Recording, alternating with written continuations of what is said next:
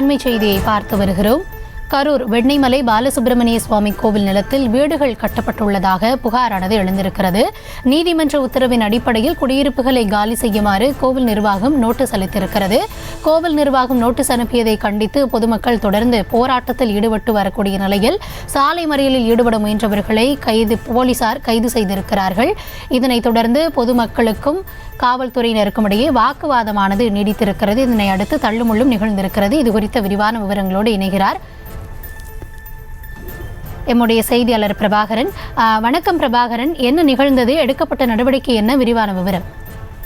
வணக்கம் கௌதமி. கரூர் வெண்ணமலையில் உள்ள அருள்மிகு பாலசுப்பிரமணிய சுவாமி கோவிலை சுற்றி 400க்கும் மேற்பட்ட குடியிருப்பு உள்ளன.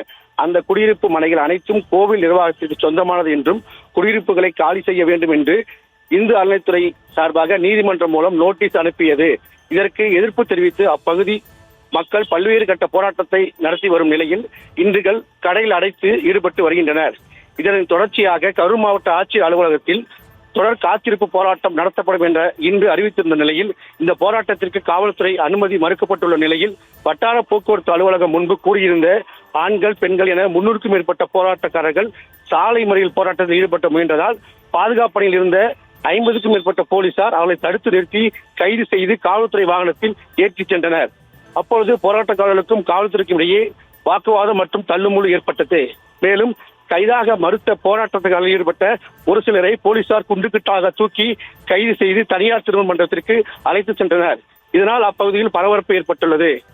குறிப்பாக கோவில் நிலத்தில் ஆக்கிரமிப்பு செய்து குடியிருப்பதாக கோவில் நில மீட்பு நடவடிக்கை தொடர்ந்து ஈடுபட்டு வரும் திருத்தொண்ட சபை ராதாகிருஷ்ணன் என்பவர் பல்வேறு சட்ட போராட்டங்களை நடத்தி வரும் நிலையில் போராட்டத்தில் ஈடுபட்ட பொதுமக்கள் இனாம் நிலங்களை இன்றும் இதன் மூலம் பெறப்பட்ட வரி பட்டாக்களை மாவட்ட வருவாய் அலுவலர் ரத்து செய்ததை கண்டித்து தொடர் போராட்டத்தில் ஈடுபடுவதால் அங்கு பரபரப்பு ஏற்பட்டுள்ளது. விவரங்களுக்கு நன்றி பிரபாகரன்.